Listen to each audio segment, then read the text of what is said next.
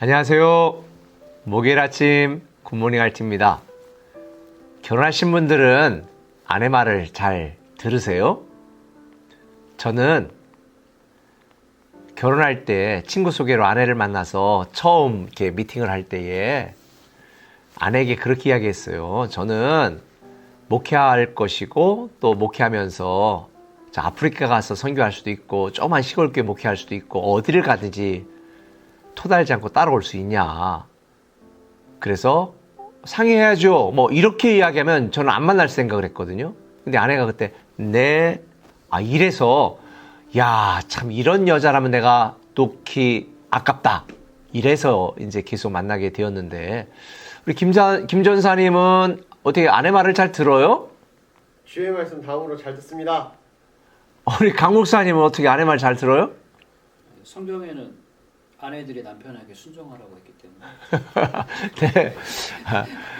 우리 사실 부부가 살면 서로 상의하고 또 이렇게 서로의 말을 듣고 그래야 가정이 화평한 거죠. 근데 저는 목회를 하면서 제가 목회적인 결정이나 제 인생의 큰 결정할 때는 제가 기도하고 아내에게 말할 테니까 나를 따라달라 이렇게 얘기를 했어요. 그리고 실제로 그때부터 제가 어떤 중요한 결정을 내리든지 큰 결정에 대해서는 아내가 정말 토달지 않고 예 해서 여기까지 왔어요. 우리 김 여사님 감사합니다. 그런데 사소한 거나 또 살아가면서 많은 의견들을 교환할 것은 또 아내에게 제가 잘 듣습니다. 아내 말을 듣는데요. 제가 아내 말을 듣지 않아서 지금까지 후회하는 게 솔직히 하나 있어요. 얼마 전에 아내에게도 고백을 했는데 제가 박사과정 공부를 할 때 PhD를 공부를 하자. 근데 PhD는 7년 이상을 공부를 해야 되거든요. 근데 저는 목회학 박사하자. 그건 3년이면 끝난다. 그리고 나는 교수할 사람이 아니기 때문에 PhD 할 필요가 없다. 근데 아내는 그래도 PhD 하는 게 좋겠다 했는데 그때 두말하지 마. 그때 아내가 진짜 두말 안 하고 저는 목회학 박사 과정을 이제 마치고 학위를 받게 되었는데 사실 지금 와서 생각해 보면 가끔씩은 PhD 받을 걸, PhD 공부할 걸 이런 생각이 문득 들 때도 있습니다. 물론 뭐 PhD 받는다고 목회 더 잘하는 건 아니지만요. 제가 이 말씀을 하는 요지는 아내 말을 안 들어서 후회하는 정도가 아니라 아내 말을 안 들어서 완전히 역사에 죄인이 된 한 사람이 등장합니다. 빌라도입니다. 오늘 본문에 빌라도가 등장하죠. 예수님이 잡혀왔을 때 빌라도가 재판할 수 있는 재판관이었는데 재판하려고 앉아있는데 아내가 사람을 보내서 이렇게 말하죠. 19절에 총독이 재판석에 앉았을 때 그의 아내가 사람을 보내어 이르되 저 옳은 사람에게 아무 상관도 하지 마옵소서 오늘 꿈에 내가 그 사람을 인하여 애를 많이 태웠나이다 하더라. 아내가 굉장히 셌던 것 같아요. 그런데 빌라도는 이때 아내 말을 들었어야 했습니다. 그런데 빌라도는 아내 말을 듣지 않았습니다. 누구 말을 들었어요?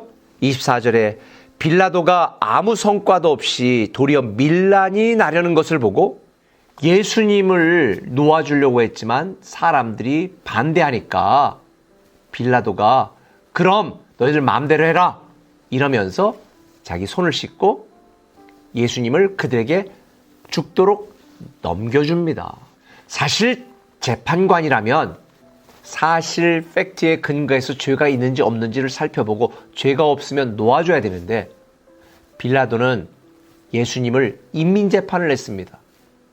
죄가 있고 없고를 떠나서 오히려 죄를 지었던 바라바를 놓아주고 죄가 없는 예수님을 유대인들에게 넘겨주어 십자가에 죽게 만들었습니다. 옳은 재판하지 않은 것입니다. 인민재판한 것입니다. 사람의 평가를 두려워했기 때문입니다. 우리도 인생을 살면서 어떤 결정을 내려야 될 때에 우리는 사람들의 평가를 기준으로 판단하는 경우들이 많습니다. 사람들의 마음에 들기 위하여 결정을 내리는 경우도 많습니다. 근데 여러분 꼭 기억하세요. 제 인생 철학처럼 사람의 평가보다 하나님의 평가를 두려워하는 사람이 되십시오. 바울은 말했습니다. 내가 사람에게 좋게 하랴 하나님께 좋게 하랴. 여러분 사람에게 좋게 하면 여러분 망합니다. 그러나 하나님을 기쁘시게 하면 여러분은 사람들에게는 조롱받고 무시받고 욕먹을지 모르지만 여러분들은 하나님의 축복이 됩니다. 솔직히 이게 굉장히 간단하지만 쉬운 문제는 아니에요. 그러나 여러분 꼭 기억하십시오. 여러분이 누구 말을 듣느냐에 따라서 인생이 달라집니다.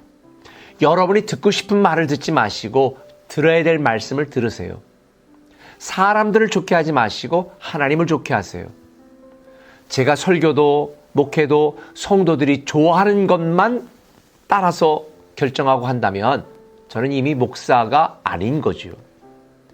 여러분, 신앙이라고 하는 것, 믿음 생활이라고 하는 것은 내가 원하고 내가 갖고 싶은 것을 갖기 위하여 하나님을 수단과 방법으로 여기는 게 아니에요. 그건 기복신앙이에요. 그건 우상을 섬기는 거예요.